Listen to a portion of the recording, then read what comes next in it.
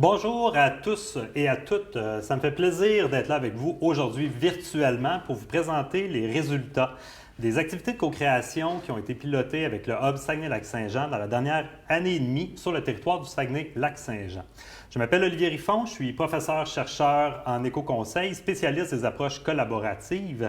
Je vous dis tout de suite, la formule qu'on prend du Facebook Live, ce n'était pas celle qu'on avait initialement prévue pour vous restituer les résultats de ces activités-là. On avait prévu être en présence avec vous pour pouvoir poursuivre la discussion et les échanges, mais bon, dans le contexte actuel, ce n'est pas possible, donc on se revire vers des solutions virtuelles. Qu'est-ce qui va se passer dans cette activité aujourd'hui? On va passer un peu plus d'une heure ensemble, puis dans cette activité-là, on va vous présenter un peu la démarche, l'approche, les objectifs qu'on avait en allant à la rencontre des acteurs territoriaux. On va vous présenter dans une série de capsules les résultats de chacune des 6 activités de co-création qui ont été réalisées sur le territoire. Et on va faire une petite synthèse, encore une fois, dans une capsule, une synthèse en fait des éléments de convergence et des grandes lignes qui ressortent de ce grand dialogue territorial. À la fin, il va y avoir une petite période de questions dans laquelle vous allez pouvoir nous challenger sur les résultats, sur la démarche et sur ce qui s'en vient pour le Hub. Mais avant de se lancer dans ce programme-là, ça me fait plaisir de vous présenter Annabelle Brossard, qui est la nouvelle directrice du Hub Saguenay-Lac-Saint-Jean. Annabelle, c'est à toi. Merci beaucoup. Bonjour tout le monde. Je suis super contente d'être ici aujourd'hui. Vraiment, c'est un beau défi que la direction du Hub Saguenay-Lac-Saint-Jean, puis de prêter main forte à toute cette équipe qui travaille depuis des années à mettre ça sur pied. Donc, juste faire un bref récapitulatif un peu de mon parcours pour que vous appreniez à me connaître.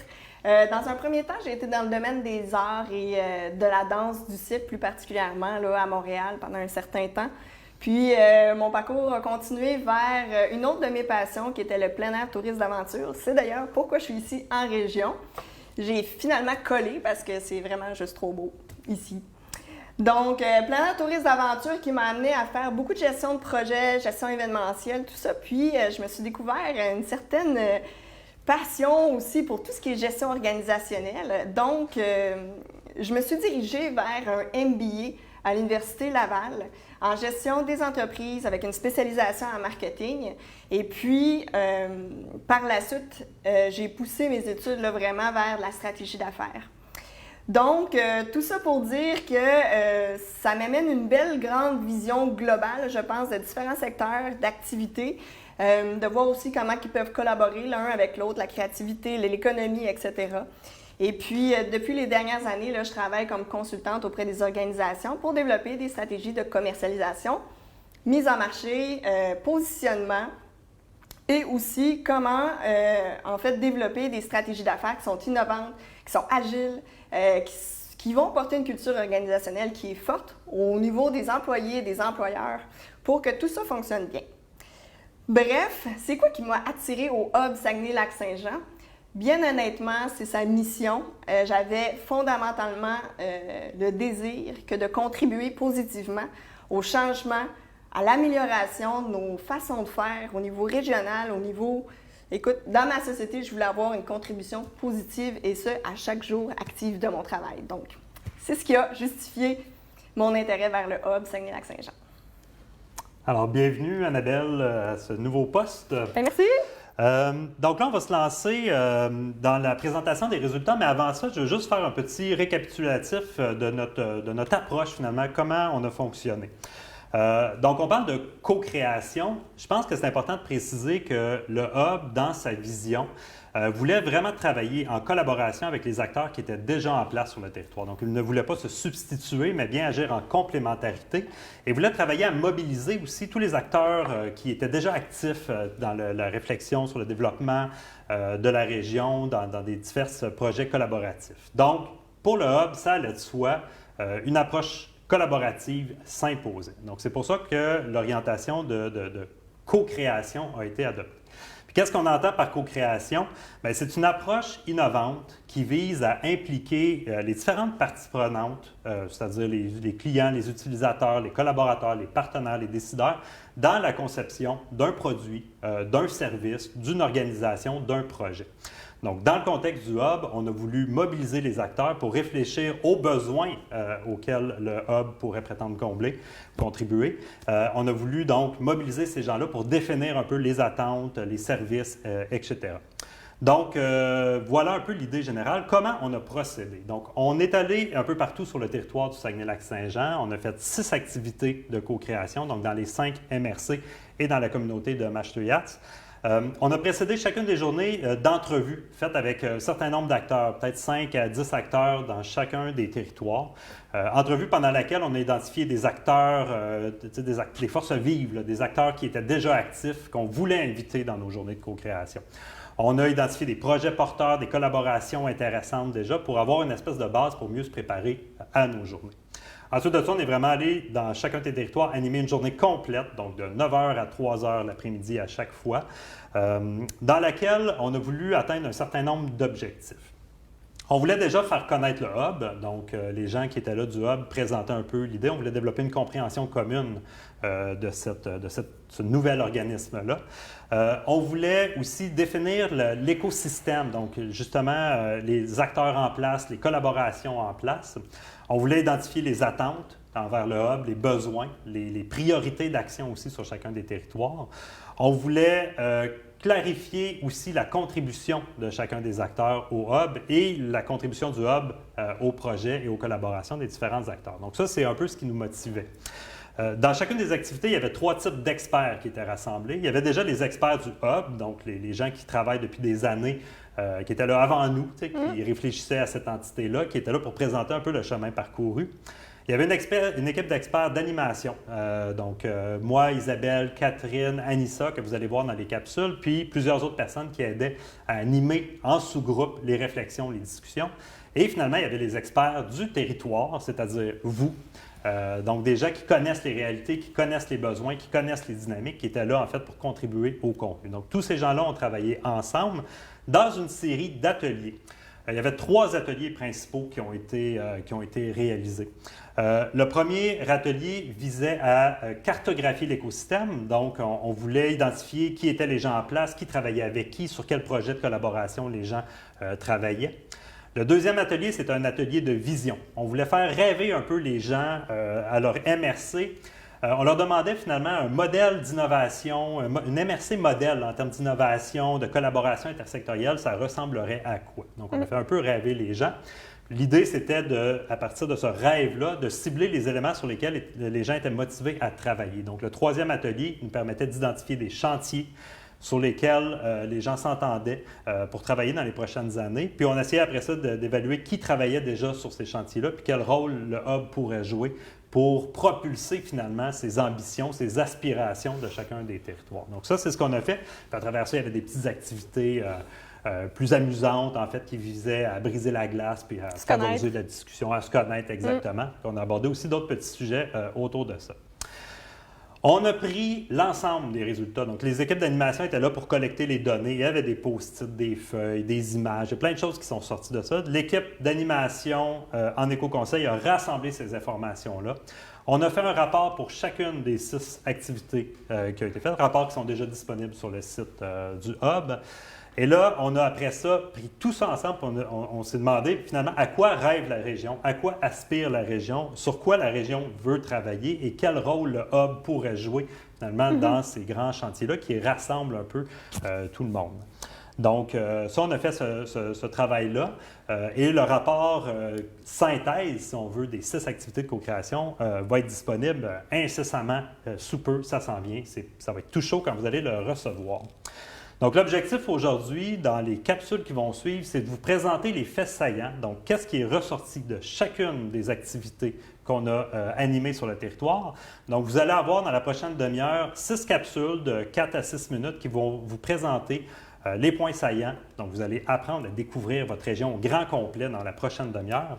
Et ensuite de ça, il y a une dernière capsule d'une quinzaine de minutes qui fait un peu les liens, qui tisse les liens finalement entre ce qui s'est discuté sur chacun des territoires pour on fait sortir finalement les ambitions principales, les chantiers principaux sur lesquels la région veut travailler. Puis on va aussi, dans cet exercice-là, identifier des rôles spécifiques que le Hub pourrait jouer, rôles qui ne sont pas atteints ou en tout cas pris par d'autres organismes présentement sur le territoire. Donc, on vous laisse écouter ces capsules-là. Nous, on vous revient en personne dans une quarantaine de minutes. Si pendant ce temps-là, il y a des questions qui émergent, je vous invite à les écrire dans le fil de discussion. Dans les commentaires. Dans les commentaires, merci. Donc, allez inscrire vos questions, puis on animera une petite période d'échange après. On pourra vous répondre.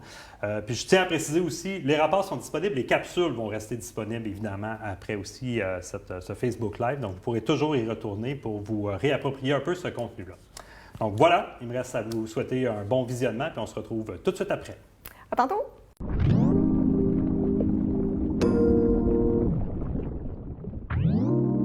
Donc, je vous présente l'activité de co-création qui a eu lieu à Ville de Saguenay, au Cégep de Jonquière, le 14 mai 2019, en présence de 66 acteurs, issus tant du palier local que régional, puis même on avait des acteurs qui agissaient aussi au niveau national.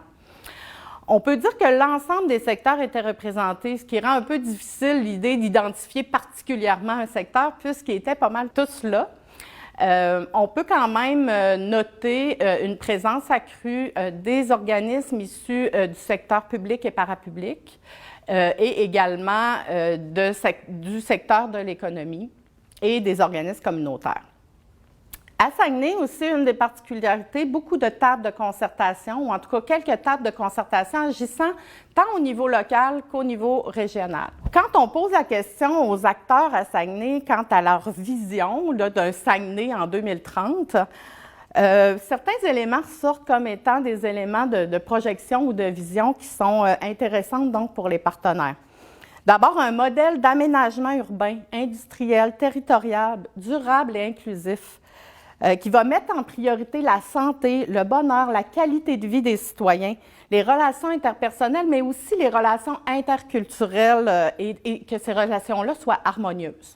Dans leur projection aussi, les partenaires voient Saguenay comme une pépinière de l'innovation collective, une ville connectée, une ville florissante, où on voit une émergence de l'économie des savoirs, un rayonnement même au niveau international, une pépinière d'innovation où l'apprentissage et le développement des compétences peut se faire tout au long de la vie. L'idée d'une ville étudiante, l'idée d'une société apprenante où les jeunes ont une place de choix, où on peut accueillir des jeunes entrepreneurs, où les citoyens sont responsables, puis où il y a une transmission des savoir-faire.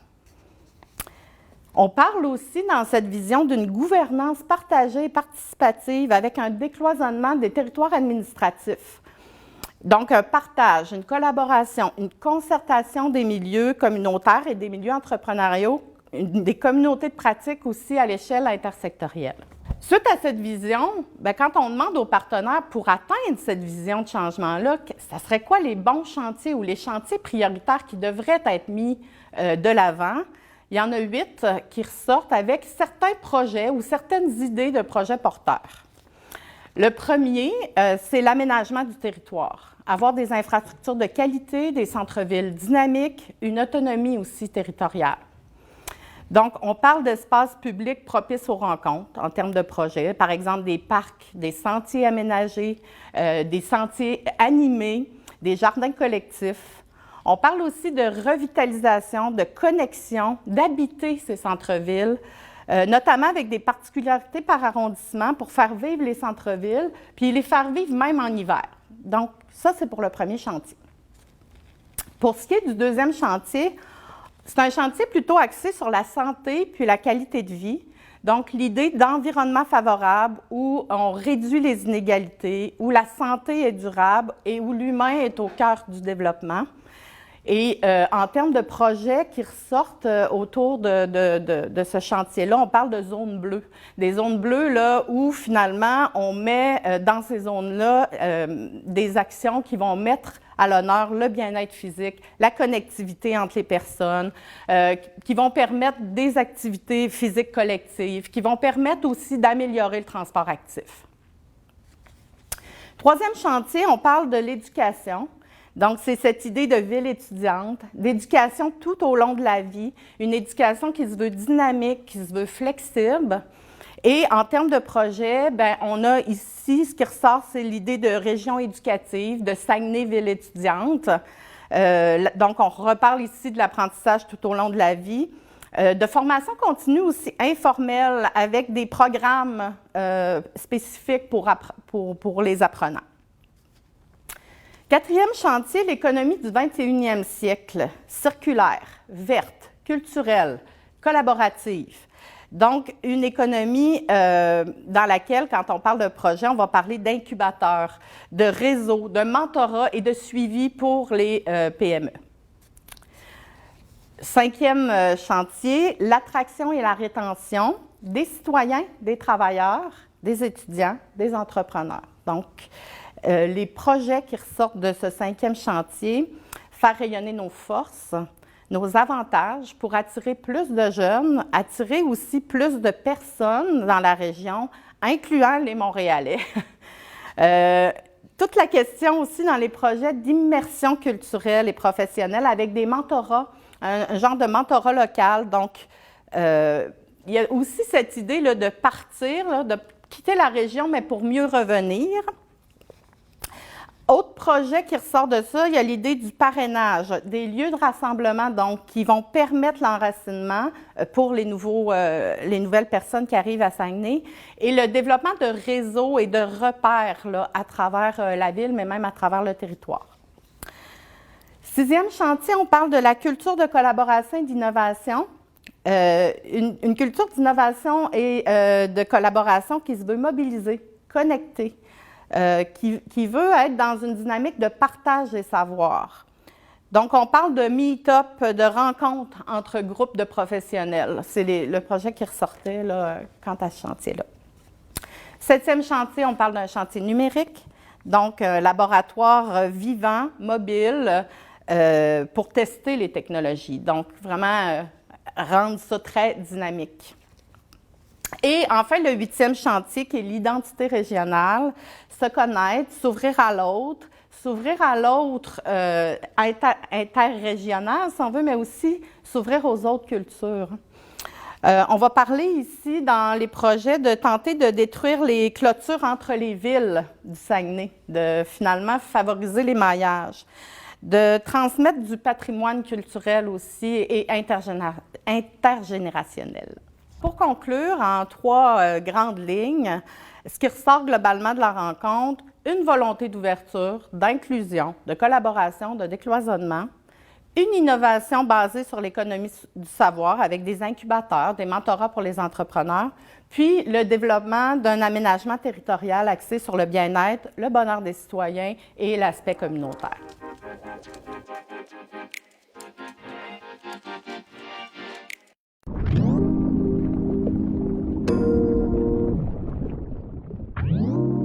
La journée de co-création qui a eu lieu dans la MRC de Domaine-du-Roi s'est déroulée à Roberval. On a eu le plaisir d'accueillir 34 participants à cette rencontre. Puis, pour faire un premier topo, en fait, de la cartographie des organisations qu'on a obtenues, on peut déjà dire que les organisations les mieux représentées sont celles du secteur économique et du secteur politique. Dans une moindre mesure, on retrouvait des organisations du secteur communautaire, puis finalement, dans les secteurs autres, on avait une très petite proportion d'organisations. Au niveau de l'échelle d'opération, on a retrouvé beaucoup d'organisations dans le secteur, à l'échelle locale, en fait. À l'échelle régionale, on en avait également, mais dans une moindre proportion, puis finalement pratiquement aucune à l'échelle suprarégionale. Puis finalement, au niveau des types d'organisations qui étaient représentées, on a eu beaucoup d'organisations du milieu public et parapublic. Dans une part égale, on a eu des organisations du milieu communautaire et du milieu privé, et finalement très peu d'associations et de tables de concertation. Pendant l'atelier de vision, on a pu faire ressortir 5 grands éléments de vision que les participants ont mentionnés suite au travail de groupe. Alors, premier grand élément de vision qui a été mentionné, c'est que les participants, en fait, à l'horizon 2029, souhaitaient voir une gestion et un usage de l'eau plus responsable, plus durable, y compris au niveau des ressources agricoles et forestières également. On avait aussi mentionné la culture de la collaboration, qui était en fait associée à une plus grande intelligence collective. Donc, les gens avaient envie de voir plus de transfert de savoir, de valoriser davantage le leadership participatif, puis de permettre un meilleur accès à l'information également. Troisième énoncé, troisième élément de vision qui a été très fort nommé, ça a été l'attractivité et la qualité de vie. Donc, avoir des environnements plus verts qui sont plus propices aux saines habitudes de vie. Un quatrième élément de vision qui a été nommé, c'est le partage de valeurs pour une plus grande mixité sociale également. Donc, de permettre par les échanges interculturels, par les échanges intergénérationnels, d'avoir une plus grande richesse au milieu de la communauté. Au niveau de la communauté, pardon. Puis finalement, dernier élément, c'était une transition vers des nouveaux modèles économiques. Alors, pour le dernier atelier de la journée, celui portant sur les chantiers prioritaires, les équipes de travail les discussions entre les différentes équipes de travail ont permis de faire ressortir 9 grands chantiers jugés prioritaires pour l'avenir du territoire et de la région. À chacun de ces chantiers-là étaient associés différents projets porteurs qui ont été nommés par les participants. Alors, le premier chantier qui est ressorti de l'atelier était celui de la gouvernance et des structures de gouvernance. Il est question d'information ici, de concertation, d'animation, puis de participation citoyenne. Un grand projet porteur, en fait, de ce chantier-là, c'était de créer un lieu de concertation et de gouvernance partagé, intersectoriel, où on pourrait mettre en place un projet par année, puis où le leadership serait pensé au collectif, en fait. Le deuxième chantier qui a été nommé, c'est celui de intersectoriel, intergénérationnel et interpartage, finalement. Donc, ici, un grand projet qui a été nommé également était celui de créer une coopérative d'utilisation de matériel agricole, puis une coopérative d'utilisation de main-d'œuvre partagée également. Troisième chantier nommé, c'était celui du patrimoine culturel, donc au niveau de l'héritage territorial, du paysage, du patrimoine matériel et immatériel finalement.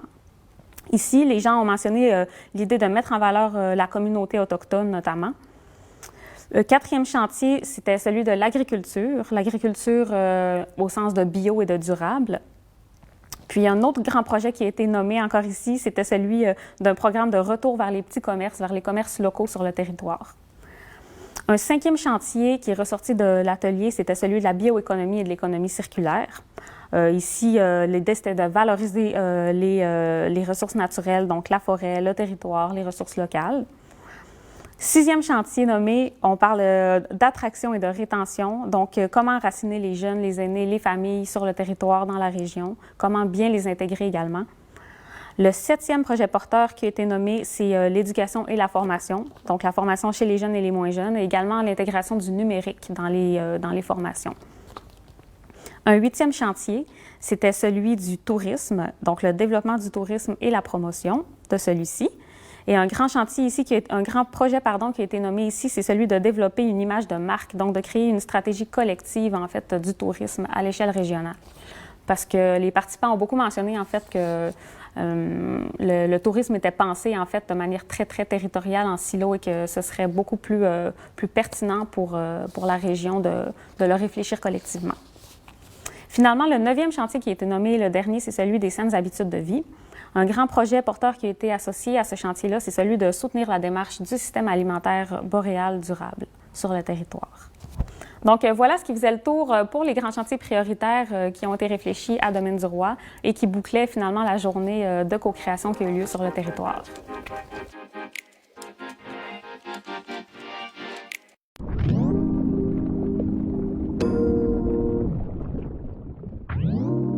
Donc, la première journée de co-création qu'on a faite, c'était à la MRC Lac-Saint-Jean-Est. Il y avait 42 personnes qui se sont déplacées à la boîte à bleuets à Alma. Surtout des organisations du secteur économique, gouvernance, politique, majoritairement public, parapublic, mais quand même une bonne représentation d'organisations privées.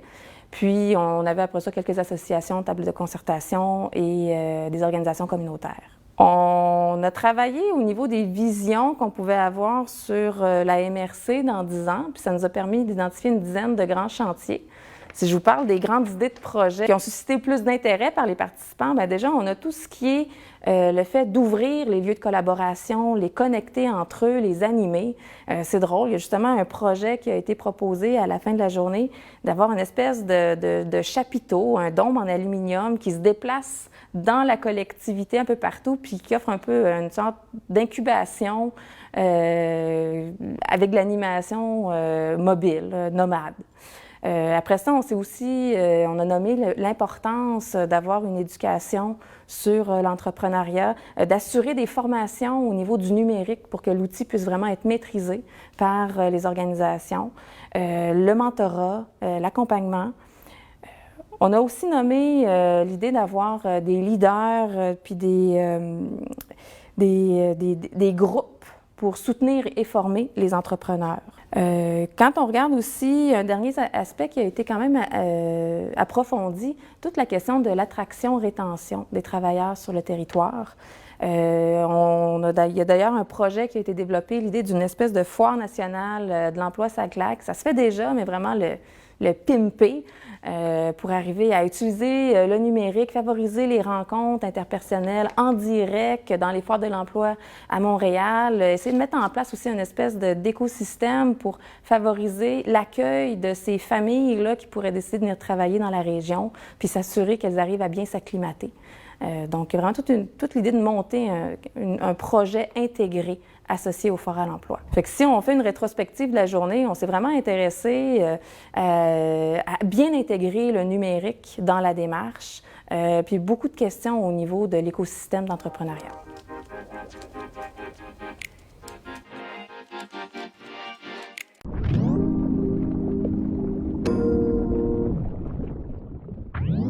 Donc, je vais vous partager maintenant les résultats de l'activité de co-création de la MRC du Fjord du Saguenay. La rencontre a eu lieu en octobre, le 1er octobre 2019, à la salle des Chevaliers de Colomb à Saint-Honoré, en présence de 29 acteurs, principalement des acteurs locaux, donc une faible proportion d'acteurs régionaux qui étaient présents à la MRC du Fjord du Saguenay, et des acteurs principalement composés d'organismes publics et parapublics, notamment du secteur politique ou de la gouvernance. Quelques acteurs aussi du milieu économique, particulièrement des petites entreprises agissant sur le territoire de la MRC du Fjord du Saguenay. En termes de vision, donc, comment on imagine la MRC du Fjord en 2030 ou en 2029?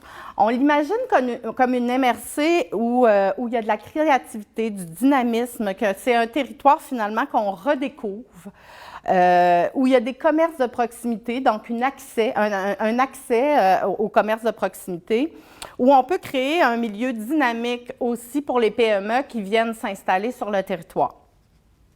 On parle aussi, dans une perspective de vision, d'équité territoriale, de collaboration régionale, l'idée de mutualiser les services entre les MRC, donc au sein de la MRC, mais aussi avec les autres MRC du territoire de la région du Saguenay. On parle de qualité de vie, de projets de mobilité durable entre les MRC, un partage de valeurs, une mixité sociale, de la relève, de l'équité intergénérationnelle. C'est les éléments de vision qui ressortent de façon vraiment prédominante dans l'activité de co-création de la MRC du Fjord. En termes de chantier maintenant, pour atteindre cette vision de changement, quels sont les chantiers prioritaires que les partenaires de la MRC du Fjord pensent qu'il faudrait mettre en œuvre le plus rapidement? Donc, il y en a 8. Le premier, c'est le chantier de la gouvernance territoriale concertée, allégée et unie. Ici, en termes de projet porteur, on va parler de changer la gouvernance en explorant même des nouveaux modèles, des nouvelles pratiques de gouvernance. Deuxième chantier, on parle de mutualisation. Mutualiser quoi? Les ressources, les services, l'expertise. Et en termes de projet porteur, on dit qu'on a peut-être à déterminer les besoins puis inventorier déjà les ressources qui sont disponibles sur le territoire. Troisième chantier, on parle d'un territoire branché, donc avec des outils de communication efficaces. On parle aussi de haute vitesse, puisque certaines municipalités, semblerait-il, souhaitent que ce soit amélioré.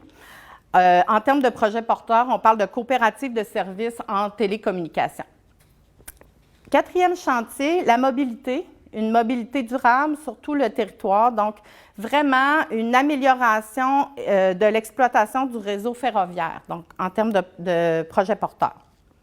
Cinquième chantier, la culture, donc valoriser, favoriser, lier tout ce qui est du domaine culturel. Et en termes de projet porteur, on parle de support de la municipalité à l'innovation culturelle. Donc, comment la municipalité peut supporter l'innovation culturelle. Sixième chantier, la valorisation du territoire, connaître, s'approprier, être reconnu. Et en termes de projet porteur, on parle de navette maritime pour rendre accessibles les territoires reculés au service des citoyens. 7e chantier, le tourisme, un tourisme qu'on veut qui se développe, un tourisme aussi qui se fait de façon concertée. Et 2 projets porteurs semblent émerger de ce chantier-là. Donc, une offre touristique régionale et toute saison, incluant des cartes interactives, des parcours touristiques interactifs, une promotion le plus grande autour de ces parcours-là. Et 2e projet porteur, un inventaire là, des activités touristiques. Et le 8e chantier, les PME. On s'intéresse au développement des PME, au soutien des PME, mais aussi au développement de la créativité des PME. Et en termes de projet porteur, on parle de concertation des paniers de services sur le territoire, une meilleure connaissance des partenaires, puis une information aussi sectorielle qui circule mieux. Enfin, ce qui est intéressant, pour conclure là, la partie sur la MRC du Fjord, c'est intéressant de voir qu'à la MRC du Fjord, on parle beaucoup d'accessibilité, accessibilité aux services, puis de rendre finalement tout ça plus fluide, là, tant au niveau culturel qu'au niveau des PME, qu'au niveau même du développement même des services là, dans l'ensemble des municipalités de la MRC du Fjord.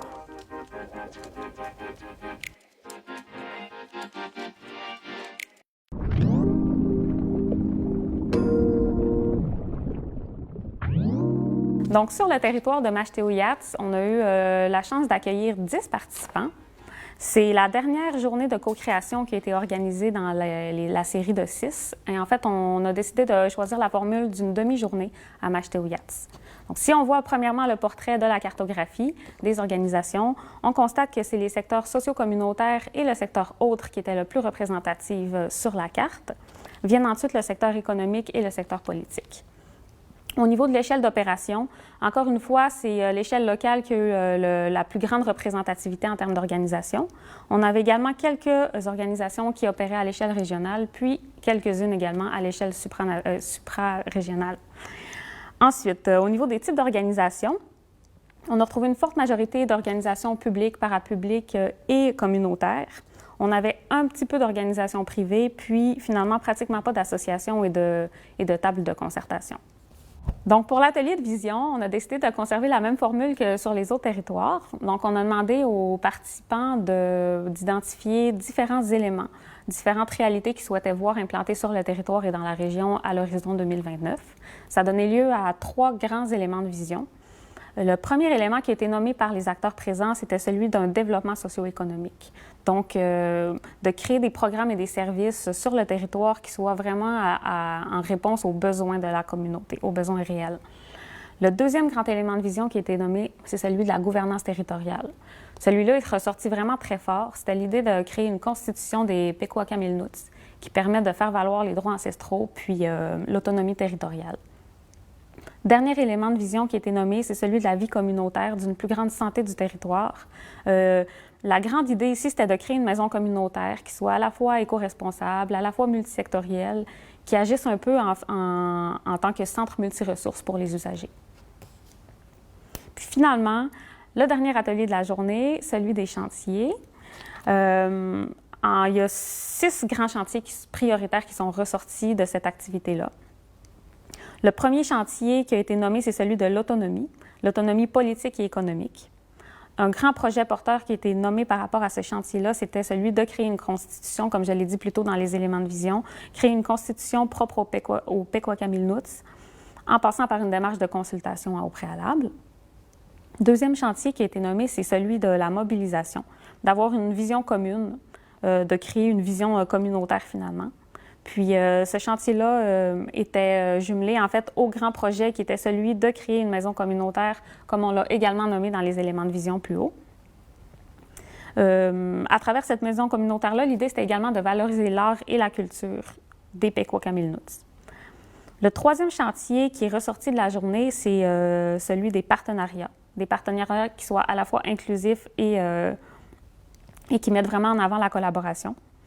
Ici, encore une fois, un grand projet qui a été nommé, c'est celui de créer des échanges entre les Inuits et les gens du Lac-Saint-Jean et de Saguenay sur des sujets spécifiques pour enrichir les idées. Le quatrième chantier qui est ressorti, c'est celui du territoire. Ici, par territoire, les acteurs mentionnaient 2 volets, celui de la culture et de l'environnement qui, pour eux, sont vraiment ancrés dans la notion de territoire. Un grand projet qui a été nommé ici, c'est celui d'une création d'un camp en territoire, un camp qui soit multiservice. L'avant-dernier chantier qui est ressorti de l'atelier, c'est celui de l'éducation et de la formation. Donc, approfondir les connaissances, les expertises au niveau des formations, au niveau de l'éducation des jeunes.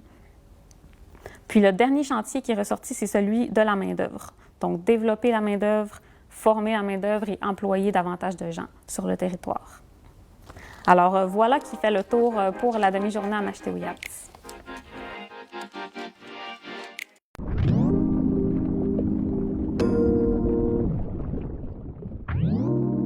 Donc, si on regarde la journée de co-création qui a eu lieu à la MRC Maria-Chapdelaine, on était l'été, le 4 juin 2019, avec 36 participants au Juvénat, au bout de la rue Wahlberg. On était des invités, les participants étaient surtout des organisations publiques, parapubliques, plusieurs privées également, œuvrant surtout au niveau du secteur politique, gouvernance et secteur économique, puis globalement au niveau local ou régional, avec beaucoup de collaboration, notamment avec la MRC Domaine-du-Roi. Quand on regarde les éléments de vision qui ont été nommés par les participants, on a vraiment parlé du besoin de vitalisation de la communauté, que c'est ça que ça permet à long terme, la relève, le dynamisme économique. On a parlé de collaboration entre les entreprises puis le réseautage, puis aussi tout un penchant sur le développement du secteur agricole. Donc, tout ce qui était agriculture nordique, durable, biologique, responsable et d'une gastronomie nordique reconnue. Si on regarde les différents projets plus concrets, il y en a vraiment plusieurs. C'était créatif, ça, faut le dire. Notamment, on parlait d'un agora à 3 niveaux sur l'emplacement de l'ancien festival Western, ou encore de développer des cafés culturels pour vraiment attirer les jeunes puis favoriser les lieux d'échange. On a parlé de vraiment maintenir, développer l'offre de formation du Centre en entrepreneuriat multiressources, qui était d'ailleurs l'hôte de la journée de co-création. Certains ont même proposé de faire vivre une expérience sensorielle aux gens de la grande ville à l'aide de lunettes virtuelles pour montrer à quel point le mode de vie dans la région est génial. On a aussi beaucoup parlé des enjeux de transport, puis proposer des solutions, les optimiser, développer des transports passifs dans le chemin de la Friche, qui est un enjeu de santé-sécurité, puis aussi tout ce qui était transport, mais plus au niveau touristique. Donc, à ce moment-là, développer la passerelle du 49e davantage, puis on parlait de vélo de montagne, de sentiers 4 saisons. Fait qu'on est encore sur l'accès au territoire. Fait que finalement, si on fait le bilan de la journée, on a eu des participants très créatifs qui ont proposé des projets ambitieux, mais concrets pour la région.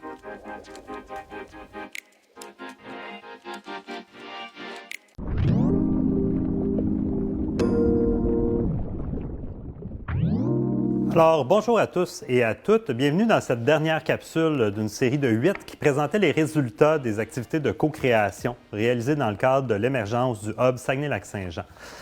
Vous avez vu dans la première capsule un peu notre démarche, pourquoi on l'a fait, quel genre d'activités on réalisait. Il y a ensuite eu 6 capsules dans lesquelles on vous a présenté les résultats de chacune des journées de co-création.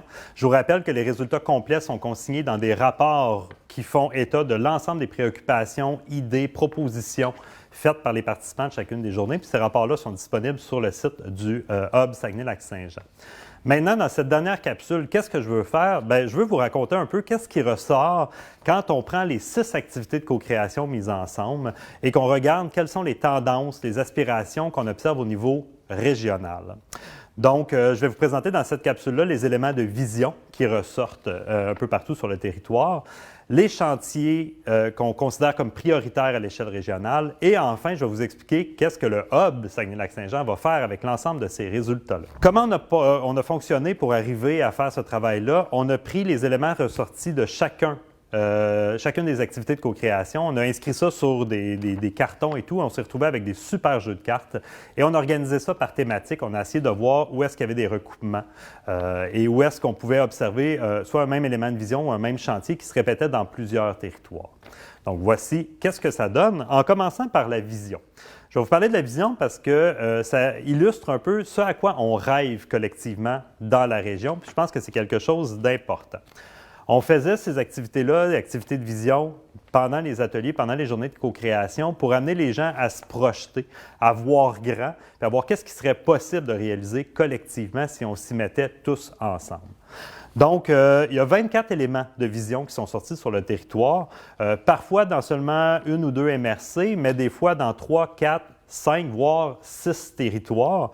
Donc, je vais vous présenter le top 12. Okay? Donc, les 12 éléments de vision qui ressortent le plus, ils ont été mentionnés 5 ou 6 fois dans au moins 3 territoires différents. Donc, je pense qu'on peut dire que ça rejoint un grand nombre d'acteurs dans la région. Fait que, premièrement, un élément qui ressort, quand on se projette dans le futur, on imagine une région qui mise sur l'éducation, sur le savoir et sur l'innovation pour se démarquer. On a dans notre région une économie qui est basée sur l'exploitation durable et responsable de nos ressources naturelles, donc que ce soit l'eau, le bois, nos terres agricoles. Dans notre région, on a une gouvernance participative et inclusive, donc les gens s'impliquent dans la prise de décision. On a une région où on a des environnements favorables à la santé et favorables à l'adoption de saines habitudes de vie. On a une région où les gens collaborent, travaillent ensemble de manière intersectorielle et interterritoire aussi, donc les MRC travaillent entre elles ensemble. On a une région qui soutient, qui valorise, qui accompagne l'entrepreneuriat. Donc, on aide nos entrepreneurs à se développer, à se démarquer, notamment chez les jeunes, qu'on soutient particulièrement à ce niveau-là. On a des citoyens, des organisations et des territoires qui sont éco-responsables, donc qui prennent en main leurs responsabilités face à l'écologie.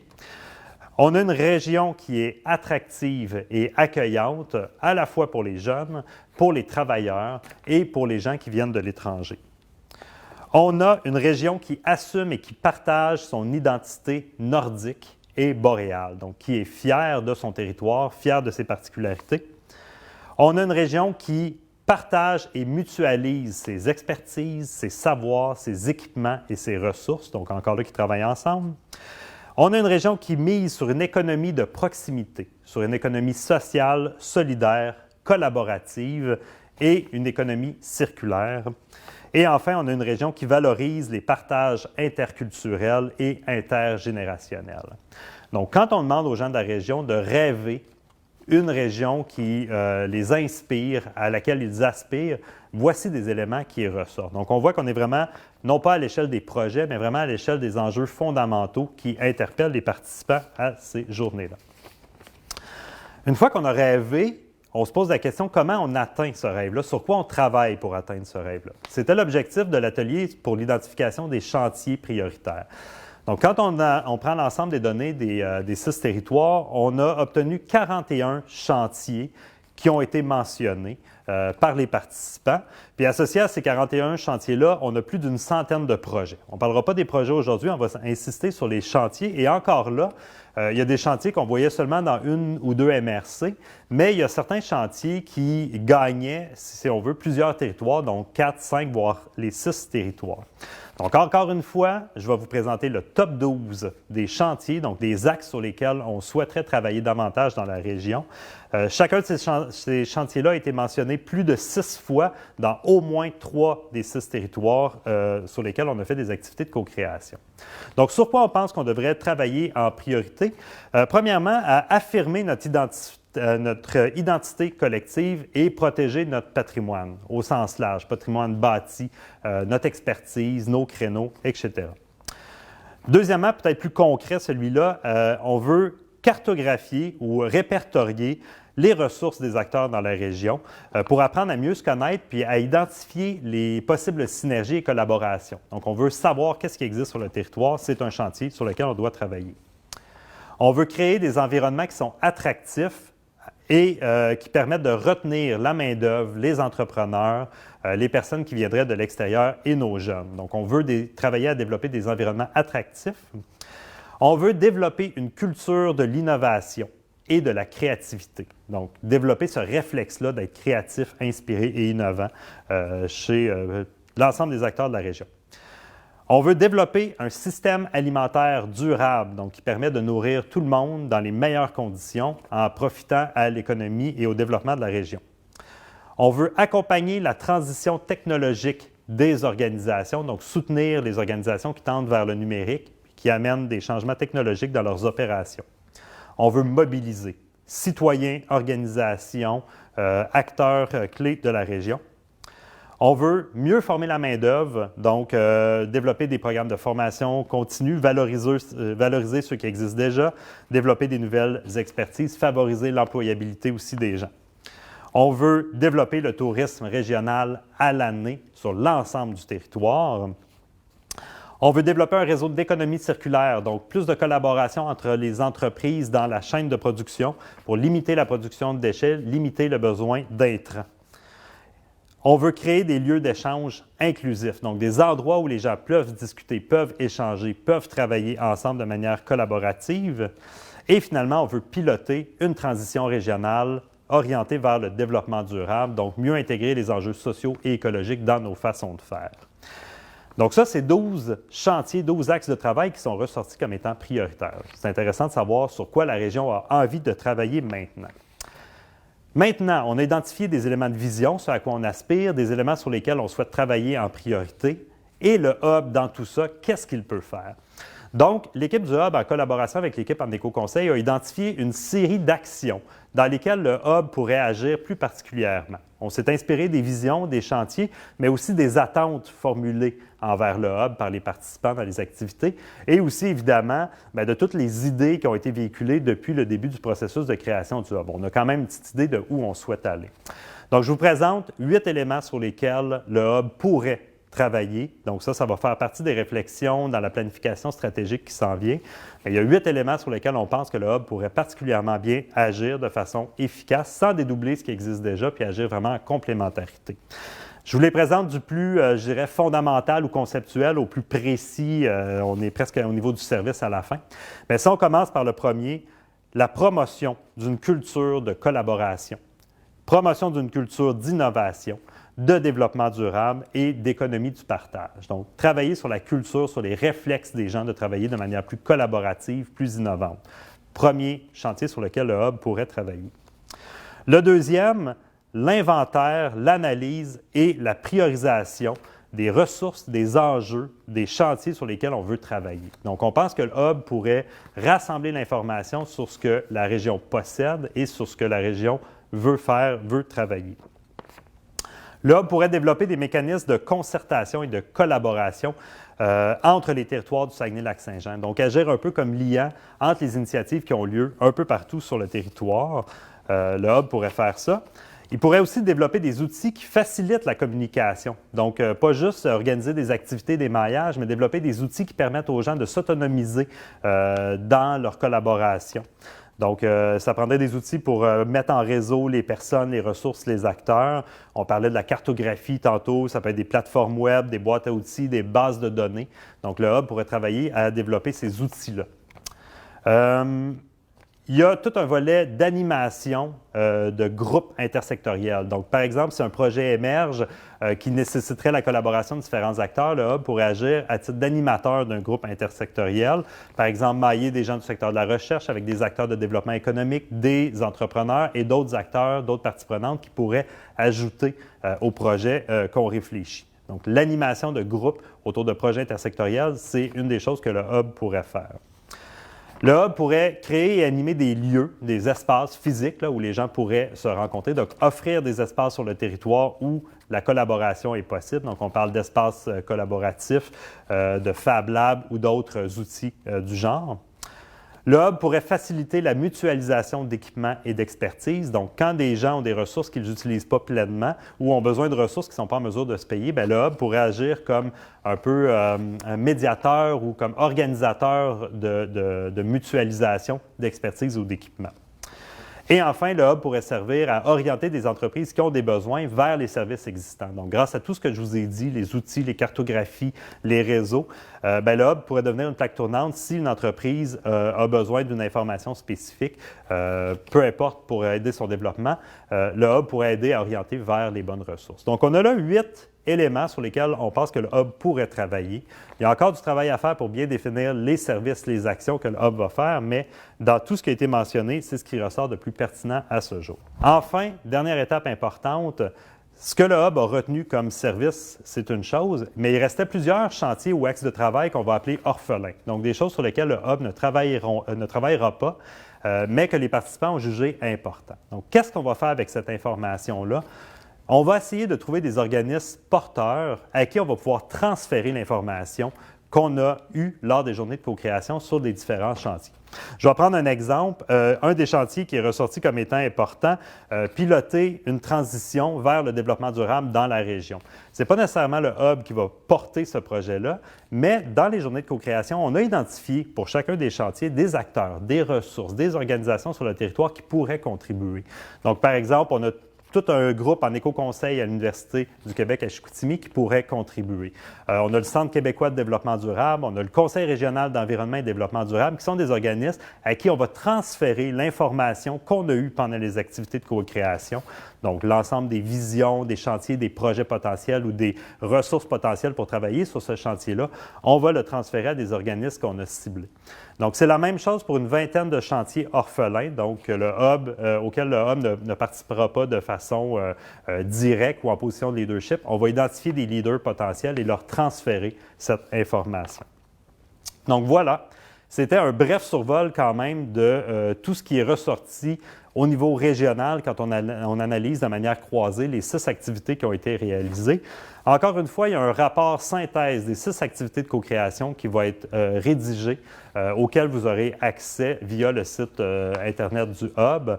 Donc, si vous voulez en savoir plus sur ce qui ressort de vision régionale, de priorité régionale, je vous invite à aller consulter ce rapport.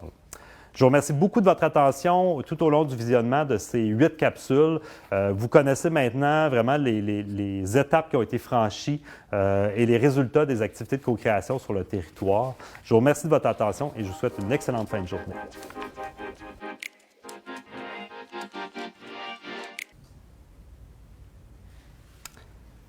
Alors, merci à tous et à toutes d'avoir pris le temps de visionner ces résultats, en fait, des 6 activités et de la synthèse. Merci de vos commentaires en ligne aussi. On suit le fil de discussion, puis ce que vous nous donnez comme feedback, c'est très rassurant, c'est très inspirant, puis c'est très motivant pour la suite aussi. Je tiens à vous dire que, comme équipe d'animation, on a vraiment aussi apprécié cette expérience-là. C'est 250 personnes au total qui ont participé aux journées de co-création sur le territoire, vraiment de partout au Saguenay-Lac-Saint-Jean. Les gens ont donné vraiment de l'énergie, du cœur, ils n'ont pas hésité à partager leurs idées. C'était vraiment une expérience inspirante pour tout le monde. Donc, je tiens à prendre le temps de dire merci à tout le monde qui a contribué jusqu'à maintenant. Merci à vous aussi de nous donner ces retours-là. Ces capsules-là que vous venez de voir font un bref résumé, une synthèse. C'est difficile de résumer 40 heures d'activité participative en moins d'1 heure. Les rapports, en fait, sont beaucoup plus détaillés, vont chercher aussi beaucoup d'idées de projets. Là, on reste dans les chantiers, on reste dans les éléments de vision, dans ce qu'on vous a présenté. Mais il y a énormément d'idées de projets déjà existants ou des projets qui sont sortis des discussions qui ont été proposés. Puis on retrouve ces informations-là dans les rapports aussi. Puis on a aussi dans les rapports listé les organisations qui sont déjà actives. Donc on le voit un peu dans vos commentaires. « Hey, moi je serais prêt à contribuer sur ce chantier-là. Moi j'aurais des éléments à amener sur ce chantier-là. » Bien, dans les rapports aussi, on voit pour chacun des chantiers, pour chacun des projets qui ont été imaginés, des acteurs sur le territoire qui seraient capables de contribuer de différentes façons à la mise en œuvre de ces grands chantiers. C'est un peu aussi le rôle que le Hub voulait prendre, d'identifier les forces vives qui peuvent contribuer de manière intersectorielle, collaborative à ces grands projets. Donc, grand merci, c'est le message que j'ai à vous dire. Donc là, toute cette information-là, elle existe, vous y avez accès. Le rapport synthèse va être diffusé dans les prochains jours aussi. Qu'est-ce qu'on va faire avec tout ça? C'est pas moi qui ai la réponse, c'est Annabelle. Donc, Je te passe le micro, Annabelle. C'est quoi les prochaines étapes? Qu'est-ce qui s'en vient pour le Hub? Super. Premièrement, encore merci là, pour votre engouement. Là. C'est vraiment le fun. Ça donne de l'énergie. On sent qu'il y a un mouvement. Fait que c'est vraiment le fun. Bref, c'est quoi les prochaines étapes? Bien, en ce moment, en fait, on est en réflexion stratégique. On est en train de définir exactement ça va être quoi le positionnement de l'organisation, l'offre de service, sous quel modèle économique on va présenter tout ça. Fait qu'on est dans cette réflexion-là tout le long du mois de juin. Peut-être que ça va déborder un petit peu, mais on essaie de vraiment tenir notre horaire face à ça, notre objectif. Je peux quand même vous orienter sur les 5 grands axes qui vont être mis de l'avant au Hub Saguenay-Lac-Saint-Jean. D'une première part, on veut créer un espace d'animation intersectoriel et régional. Donc, en ce moment, pour certains, vous le savez, on est responsable de l'IRAC ici en région et on mène à bien une réflexion pour définir les priorités pour la relance économique et sociale. Donc, on est là-dedans, exactement dans cet espace-là de communication entre les différents territoires. On veut aller chercher le pouls, on va être super intègre dans la manière qu'on le fait, amener de la transparence dans toutes les démarches. C'est vraiment nos valeurs profondes. Ensuite, deuxième axe, le soutien au projet intersectoriel. On réfléchit beaucoup à ça parce qu'on voit qu'il y a un vide à combler en ce moment en termes de coordination de projets intersectoriels. Donc ça, c'est un autre, tu sais, on le voit là, les créneaux, les associations, comment on peut faire parler tous ces gens-là ensemble. Troisième axe, l'espace d'orientation, on le dit depuis le début, mais on ne veut pas remplacer ce qui existe déjà, on veut le valoriser, faciliter. Donc, être une organisation qui est en mesure de réseauter, de retransmettre des informations qu'on a, rediriger, donc vraiment l'espace d'orientation. Ensuite, on souhaite être un espace de mutualisation. Qu'est-ce que ça veut dire? On veut favoriser l'échange d'expertise, de ressources, de savoir-faire partout dans la région. Donc, pour ce faire, oui, on va créer des outils. On a déjà des contrats types d'échange, si c'est pour des ressources matérielles, etc. Mais au moins, cartographier, c'est quoi qu'on a ici sur le territoire de manière régionale, comment qu'on peut faire des échanges, puis être agile, puis plus fort ensemble ici sur le territoire. Donc, et dernier axe qu'on va focusser, c'est promouvoir une culture d'innovation. C'est sûr, ça fait partie des grandes thématiques avec la COVID, mais c'était déjà là avant.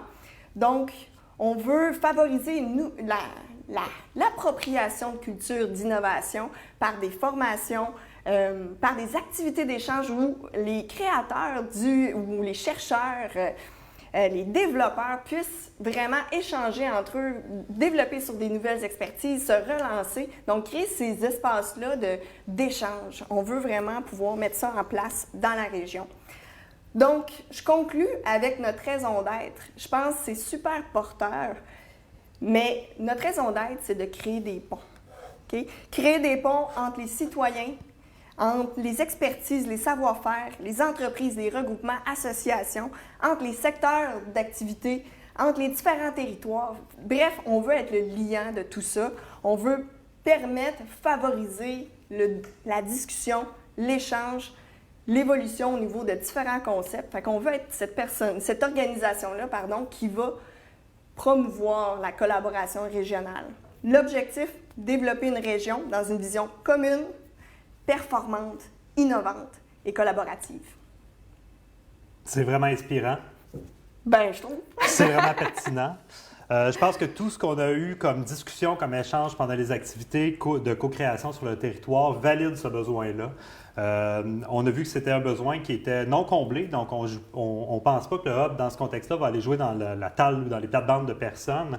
Au contraire, mobiliser les forces vives, mailler les gens de manière intersectorielle, parce qu'on a déjà des belles choses sur quoi construire dans la région, des belles collaborations qui existent au niveau sectoriel, des beaux projets, une belle volonté commune, en fait, d'avancer comme région. Donc, le Hub va jouer un rôle vraiment pertinent dans tout ça.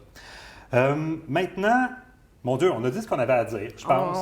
Ça fait une heure que vous nous écoutez, Ça serait un peu à vous la parole. Si vous avez des questions, on vous invite dans le fil de discussion à nous les écrire. On va prendre, j'allais dire 5-10 minutes, le temps qu'il faudra pour y répondre. On a déjà des gens, on voit dans le fil de commentaires, qui nous ont manifesté un intérêt pour certains chantiers, d'autres qui nous disent spécifiquement comment on offre notre contribution. Les gens qui étaient présents lors des journées de co-création ont pu manifester leur intérêt pour s'investir dans certains chantiers. Il n'est pas trop tard pour le faire. Comment ça se passe, Annabelle? Oui, bien en fait, prenez la peine de nous écrire directement au Hub Saguenay-Lac-Saint-Jean. On va prendre le temps de vraiment prendre en compte c'est quoi vos expertises, dans quel espace vous aimeriez contribuer. Puis c'est sûr qu'il va y avoir une réponse par rapport à ça. On va vous expliquer on est rendu où dans notre démarche, comment que tout ça pourrait s'imbriquer. Fait que n'hésitez pas, écrivez-nous que vous êtes une association, une PME, peu importe. Prenez le temps, nous autres, on est super ouverts, puis on va certainement trouver place à votre super expertise. Je rappelle que le Hub, en fait, c'est une planification sur plusieurs années. Le Hub est encore en émergence et prépare son déploiement. Donc, c'est vraiment le temps de manifester vos intérêts, vos contributions potentielles qui pourront être mises en valeur, effectivement. Oui, et si je peux aussi préciser un élément, notre objectif, c'est parce que ça fait longtemps que les gens réfléchissent, contribuent à la création du Hub Saguenay-Lac-Saint-Jean. On a hâte d'avoir du concret. Je suis quelqu'un de très concrète, fait que je comprends vraiment ça. Donc, notre vision, c'est que d'ici l'automne, une première phase de lancement des services va être lancée de la part du Hub Saguenay-Lac-Saint-Jean et ça va être diffusé sur tous nos médias sociaux là, pour s'assurer que tout le monde est au courant de comment on veut faire les choses puis comment on va proposer cette offre de service-là. Bien, ça répond bien à un des commentaires qui apparaissait aussi dans le fil de discussion. Il faut faire connaître, en fait, le Hub davantage. Vous êtes des gens qui suivez peut-être depuis quelques mois, en fait, les initiatives du Hub. Mais effectivement, je pense qu'il y a un besoin, particulièrement dans le contexte actuel, de faire connaître, en fait, le panier de services qui va émerger de la planification stratégique. Donc, ça fait effectivement partie des enjeux puis des priorités, en fait, pour le Hub dans les mois à venir. Écoutez, on a plein de bravos, on a plein de merci, on a plein de gens qui font des petits thumbs up, là, pouces en l'air pour souligner en fait la pertinence des visions mentionnées, des chantiers qui émergent de ça, pertinence de la démarche aussi. Mais on n'a plus de questions déjà, donc écoutez, il ne sera jamais trop tard, hein, vous allez peut-être mijoter, vous allez peut-être réfléchir à des choses qui s'en viennent. Donc, n'hésitez pas, il y a des moyens de communiquer avec le Hub. Donc, n'hésitez pas à relancer, poser des questions, utiliser les réseaux sociaux, utiliser le contact directement avec le Hub pour justement continuer à nous challenger, poser des questions. Donc, mot de la fin.